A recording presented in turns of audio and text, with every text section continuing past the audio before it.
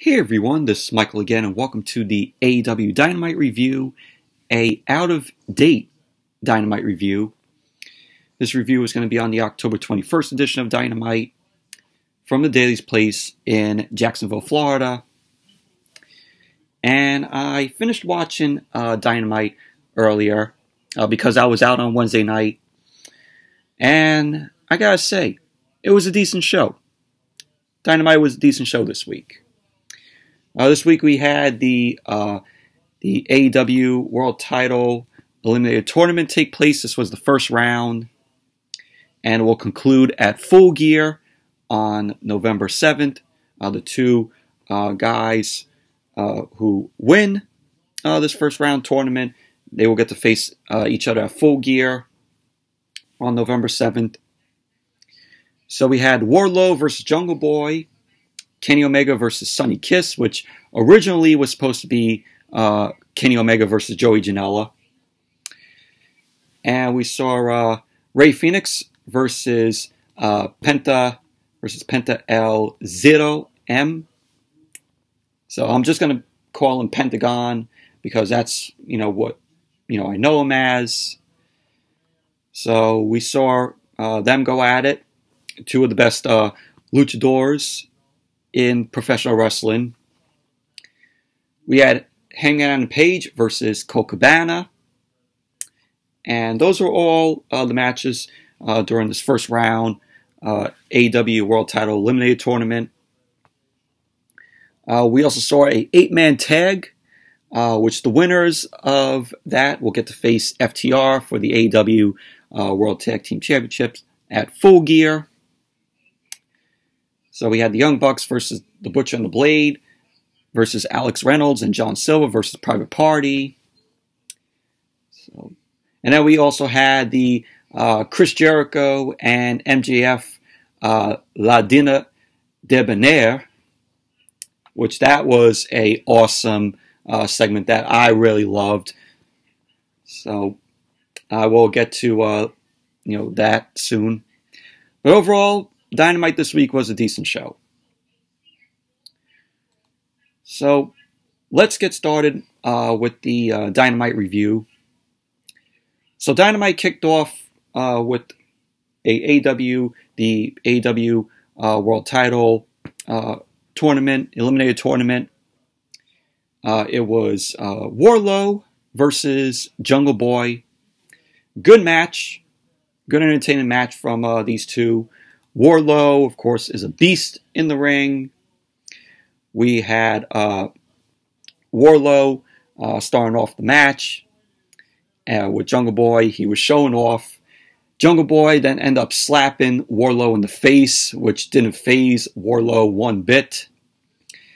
He was throwing some punches at Warlow, trying to get Warlow down, but Warlow ended up keeping his balance. So Jungle Boy was throwing everything at Warlow. He couldn't take Warlow down, so Jungle Boy ended up trying to chop Warlow down. He got him out to the floor, and Jungle Boy ended up doing a crossbody, a diving crossbody onto Warlow, which Warlow ended up catching him, and Jungle Boy ended up finding his way back up onto the ring apron. He then delivered a kick to the face. Jungle Boy ended up trying to go for a Hurricanrana, but Warlow ended up sending Jungle Boy spine first into the ring post. So they went back into the ring. We had Warlow deliver two suplexes to Jungle Boy. Jungle Boy ended up fighting back, and he got a powerbomb from Warlow. Warlow went for the cover. Jungle Boy ended up kicking out. And you had a part of the match where Jungle Boy was up on the top. Warlow ended up stopping him. And Warlow was going to do a move off the top rope, but Jungle Boy ended up countering it into a Hurricanrana, which was awesome. He delivered the Hurricanrana off the top to Wardlow. And then he delivered a backstabber to Warlow, and then double knees off the top rope. So it was cool. So at the end of the match, you had Warlow on the ramp. Jungle Boy tried to do another DDT. Warlow ended up countering that with the F10, which he threw Jungle Boy into the ring with the F10. Warlow then ended up hitting another F10 and basically went for the cover. And there you go. Wardlow ended up winning the match. So he advances in this tournament. So either now he will either get to face Colt Cabana or Hangman and Paige. So I will get to that in a few. So but overall, it was a good match between Warlow and Jungle Boy. Both of them gave it all they got in this match. Of course, like I said, Warlow is a beast in the ring. And then we saw Eddie Kingston. We saw footage of Eddie Kingston cut his promo from last week after Dynamite went off the air. Kingston ended up talking about how Moxley is going to the land of the sports entertainment. And he ended up saying that Moxley left him behind and went off to make millions for an entertainer. Which, of course, Kingston was taking shots at WWE here. Because he also mentioned, of course, Moxley's wife, Renee Young. And Kingston ended up telling Moxley to enjoy his title. So, and then it was announced that at Full Gear, it's going to be Moxley versus Eddie Kingston in an I Quit match, which Jon Moxley, of course, demanded. So then we had Moxley end up cutting a promo, and Moxley was saying that he was going to give Eddie Kingston another shot, and that he'll have to verbally say he quits, and that he won't have anyone else to blame but himself. So it was a pretty decent promo from Moxley. And then we had another first round match in the AEW World Title Eliminator Tournament. It was Kenny Omega versus Sonny Kiss. And this was just a 2-second, 3-second match. Kenny Omega ended up winning. This was originally supposed to be Kenny Omega versus Joey Janela. But they ended up saying that on commentary that Janela was pulled from the match because he was wrestling. He was in the ring with someone who tested positive for COVID. So because of that, he had to pull himself out of the match. So Kenny Omega ended up getting a new entrance, which looked really awesome. Omega came out and we saw two women who were dancing on the stage, and they had brooms in hand. So, like I said, the match was like a 2-second, 3-second match where Omega ended up delivering the V-trigger and delivered the one-winged angel to Sonny Kiss. And there you go. It was an easy win for Kenny Omega. So Kenny Omega advances, and he will either face Pentagon or Fenix. So, but overall, it was a quick match. It was an easy win for Kenny Omega.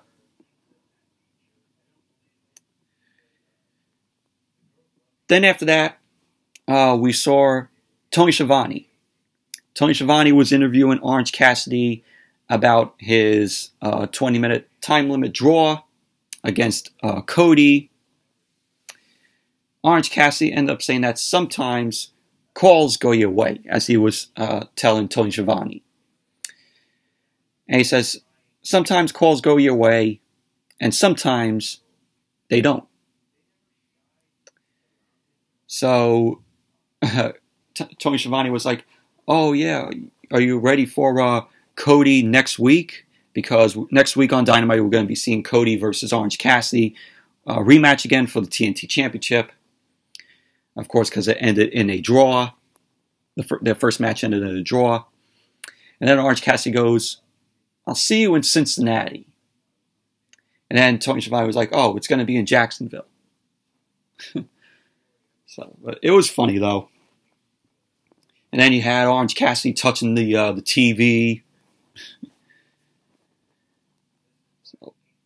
But that was that. Next week, Cody versus Orange Cassidy, rematch for the TNT Championship.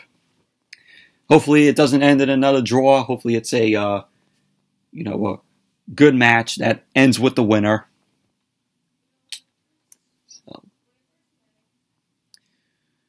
And then we went to footage that was done earlier that day where Dasha was interviewing Cody. Cody ended up arriving out of his limo with Arn Anderson.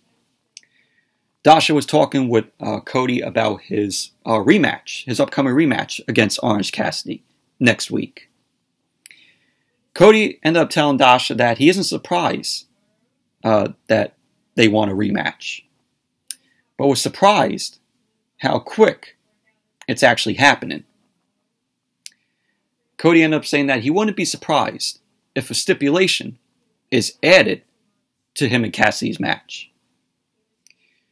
Cody ended up saying that he doesn't see Cassidy getting it done, though. So Dasha ended up bringing up how Cody ended up putting on 14 pounds when he was away. Cody ended up saying that he's looking to keep himself in heavyweight shape, saying that he's a giant killer. And he's taking on guys like Brody Lee and Lance Archer. So that was that.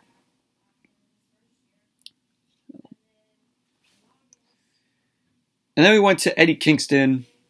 Eddie Kingston was backstage. He was laughing up about Moxley's comments. He ends up, hyping up his best friends' fight, Pentagon and Fenix, saying that they are the best to come out of Mexico. And I agree, Pentagon and Fenix are two of the best luchadors in professional wrestling. Both of them have a lot of talent, and they're great in the ring together, as a tag team. He ended up saying that, says Butcher and Blade are winning tonight. And he's then taking the titles from FTR. Kingston ended up joking that FTR might have to call back the boss of their company. Of course, more WWE references here, taking shots at WWE. So that's what Kingston was doing, and Kingston said, "Oh yeah, let's maybe they should call up Vince McMahon from their old company and ask if they could come back to the company." So Kingston ended up saying, back to Moxley. He was going back to Moxley.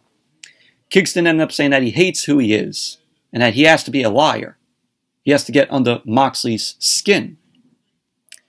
Kingston ended up saying that when he wasn't a snake before, and he never got anything when in professional wrestling. Kingston ended up saying that he's got a title match, and that he's never quit at anything in his life. Kingston ended up saying that Moxley is going to have to go to a very dark place, some place he already lived. So that was that. Eddie Kingston delivered a decent promo here. So then we had Fenix versus Pentagon. First round match, AEW World Title Eliminator Tournament. Very good match from both of these guys. Eddie Kingston was on commentary here because these are his guys. And it was back and forth between Fenix and Pentagon. Good in-ring wrestling here from both of them. They both are a great tag team together. And they faced each other before. This was their first match that Fenix and Pentagon were facing each other in a AEW ring. So at the end of the match, you had Fenix end up winning the match, where he delivered a awesome destroyer to Pentagon. So Fenix ended up winning the match, but as of today, as I'm doing this review, it's Friday, and there was a video that was released stating that Fenix has lost his spot in the tournament. So we had Eddie Kingston in the video, along with Pentagon and, of course, Fenix. And it was said that Pentagon is going to be facing Kenny Omega next week in the tournament. So Pentagon is going to be replacing Fenix. They didn't disclose if it's injury, and that he is not fit that Fenix is not fit to perform next week. So Eddie Kingston was explaining to Fenix that he's hurt, so that his spot, that Fenix's spot, should go to Pentagon. And Eddie Kingston ended up telling Fenix that it's about the family, and that it's not about winning battles. It's about winning the war. So that was the video that broke out. So apparently it's going to be Pentagon versus Kenny Omega next week because of Fenix's injury. So we're going to be seeing that next week. So yeah, so Fenix is out.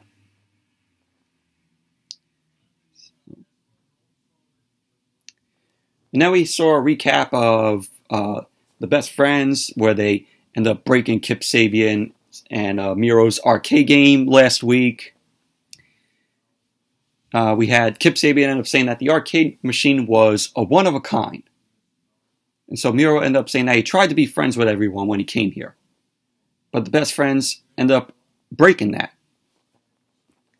So that was basically that. So they're still complaining over a arcade game from last week. So then we saw Alex Marvez. He was talking with Alex Reynolds, John Silver, and Colt Cabana, the guy who looks so out of place in the Dark Order, to me, in my opinion. So Alex Reynolds ended up saying that Brody Lee taught them they need to seize the opportunities when they come along. Colt Cabana ended up saying that he's on a mission to win the AEW World Championship, and that he doesn't feel any pressure. So John Silver ended up saying that by the end of it all, the Dark Order is going to have all the gold.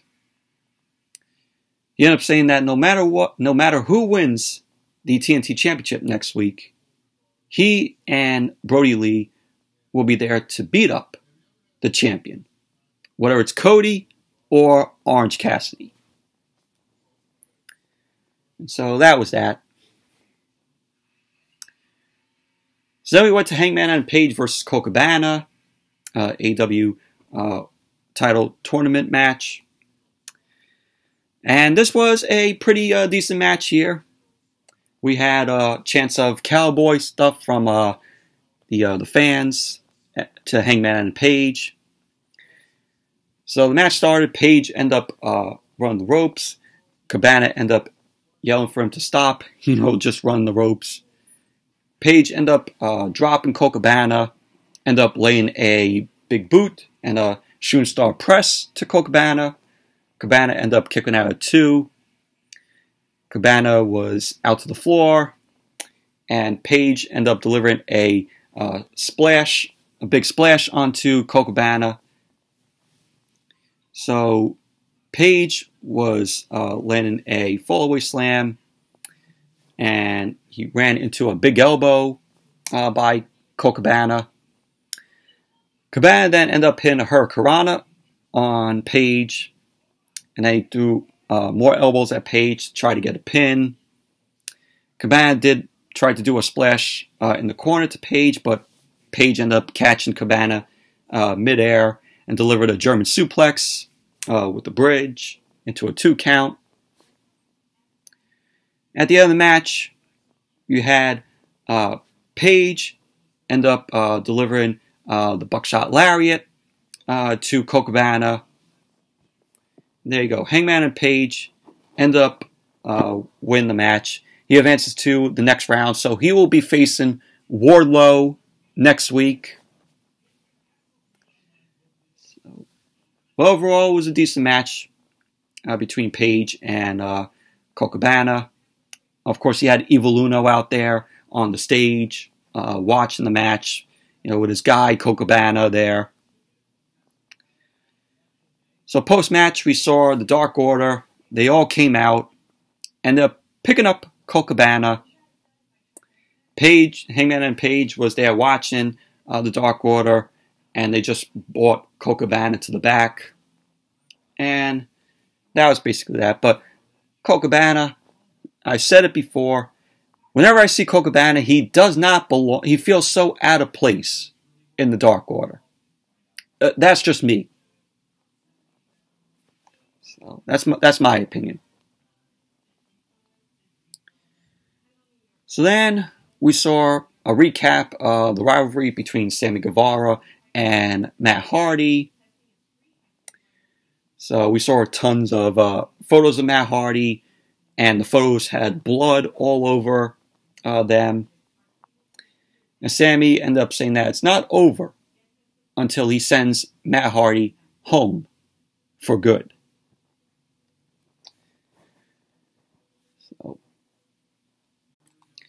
So then we saw Taz, Brian Cage, and Ricky Starks on the stage. Taz was on the mic, and he ended up saying that he made an offer to Will Hobbs to join the group. And that Taz ended up saying that he has yet to hear back from Hobbs.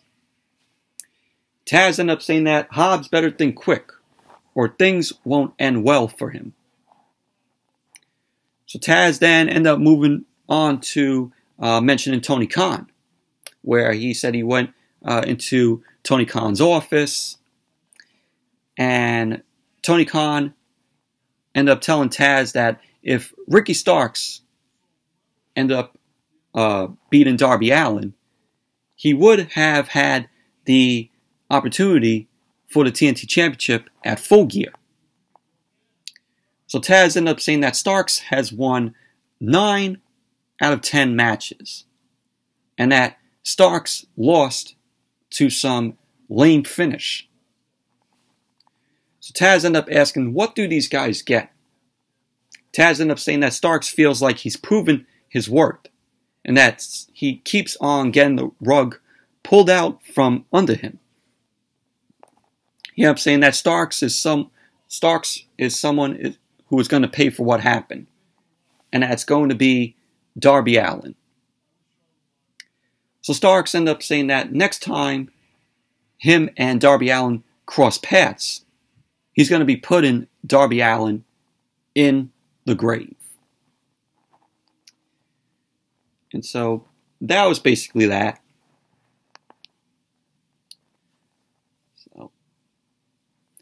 And then we had the MJF Jericho dinner, where we saw MJF and Jericho were sitting at a table. MJF ended up ordering his steak well done. Jericho ended up ordering the same, but Jericho wanted done medium well. And so they keep on switching it up, to something even better, the both of them.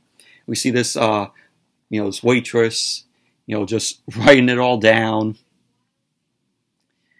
So they kept on going back and forth, trying to outlive, what they want on their steak. So Jericho then ended up asking MJF what they're doing here. And so MJF ended up saying that, Jericho ended up saying that MJF has just been rude to everyone. So Jericho ended up mentioning that there's a town hall meeting next week with the Inner Circle to see what people will think about if MJF ends up joining the Inner Circle.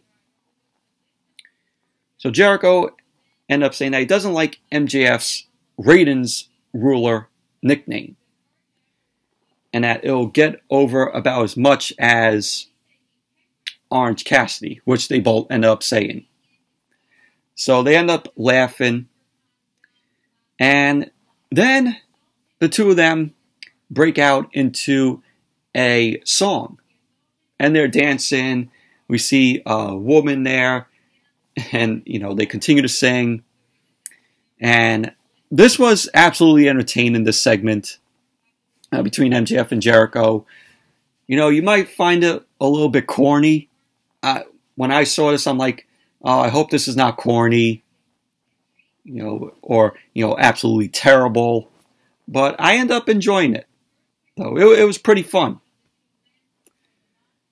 So, and then as they finished their singing, they end up going back to the table, and they bring over their steak, and neither Jericho or MJF were thrilled with their steaks. So they end up calling the waitress back at the same time. So, and that was basically that, though. But this was an entertaining segment. Though it was gonna, like I said, I thought it was gonna come off corny and terrible, but I enjoyed it. I loved it. It was funny, though. So, and then we had Britt Baker versus KiLynn King. I think that's how you pronounce her name. This was a quick match. Britt Baker won the match, lockjaw on King. And that was that. And then they went over for the matches that we're going to see on next week's Dynamite, where it's going to be Cody versus Orange Cassidy. And it was now, there's a stipulation to it. It's going to be a lumberjack match now for the TNT Championship. So there's the stipulation for the match. Then we're going to see Warlow versus Hangman and Paige tournament. Kenny Omega versus Pentagon. And of course the Inner Circle town hall meeting to decide if MJF will join the Inner Circle. And then we're going to see Tay Conti versus Abaddon. Finally, we're going to get to see Abaddon again on Dynamite Television next week. So, really like that gimmick of Abaddon. So, finally, next week, she's back on Dynamite. So, those are what we're going to see on next week's edition of Dynamite. And then we went to Steve-O, from Jackass. Steve-O, he had introducing Darby Allin for his stunt, his latest stunt. So Darby Allin was shown, he was doing the body bag roll. He rolls off and falls down the ramp. Steve-O ended up asking Darby Allin if he's good, if he's all right. And Darby Allin ended up saying that he's winning the TNT Championship. So, and that was that. And then we had the main event, the 8-man tag team match to determine who will face FTR at Full Gear for the AEW World Tag Team Championship. So we had the Bucks, Young Bucks, versus Alex Reynolds and John Silver of Dark Order, versus Private Party, versus The Butcher and The Blade. And apparently, with The Butcher and The Blade, Allie, the bunny, is back with Butcher and The Blade. Apparently on AEW Dark, I think it was Eddie Kingston came out. And QT Marshall, I guess, had a match. And Kingston ended up saying, oh, yeah, somebody is back to join, Butcher and The Blade. And then out came Allie as the bunny. So Allie, aka the Bunny, has rejoined the Butcher and the Blade. So she's away from QT Marshall now. So, but this was a pretty good match, a pretty good main event, pretty good 8-man tag match. Back and forth between these teams. The Bucks, did good here. We had, of course, at the end of the match, the Bucks end up winning. We had Matt Jackson end up rolling up Isaiah Cassidy of the Private Party for the win. And so there you go. It's finally going to happen. It's going to be the Bucks versus FTR at Full Gear for the AEW World Tag Team Championship. And it's going to happen. Mark it on your calendars. November 7th, we're possibly going to see one of the best matches of the year at Full Gear with the Bucks and FTR. So finally, the dream match is going to be coming true. Everyone, including me, wanted to see FTR versus the Bucks, and we're finally getting to that Full Gear. So this is going to be a great match. My prediction is going to be a great match at Full Gear. So, post-match, we had FTR was on commentary during this 8-man tag. So they end up getting off the commentary table, and they end up heading into the ring. They had beers in hand. So FTR end up offering beers to the Bucks. The Bucks end up smacking the beers away. And then we see the timekeeper. He comes in and he ends up hitting the Bucks with the chair. And delivered a pile driver on Nick. So FTR end up beating up Matt Jackson more. And they end up putting the chair around Matt's ankle. So we had Cash Wheeler going off of the second rope. And he ends up stomping down on the chair, crushing Matt's ankle. So it was revealed that this masked timekeeper guy, of course, was Tully Blanchard.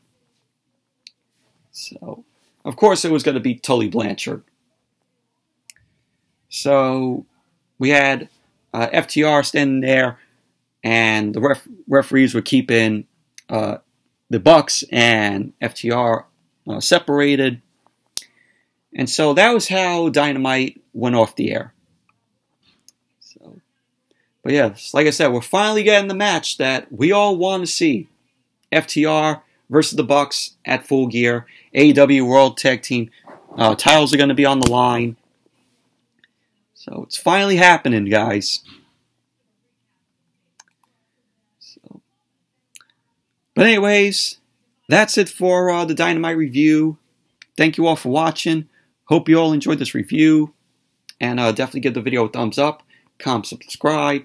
And since, it's Friday, you guys are going to be getting this review. And, of course, a SmackDown video, which I will be doing a live reactions video for SmackDown tonight. So come hang out with me on a live stream tonight while I do a SmackDown live reactions video of the whole show from 8 to 10. So join me for that later tonight.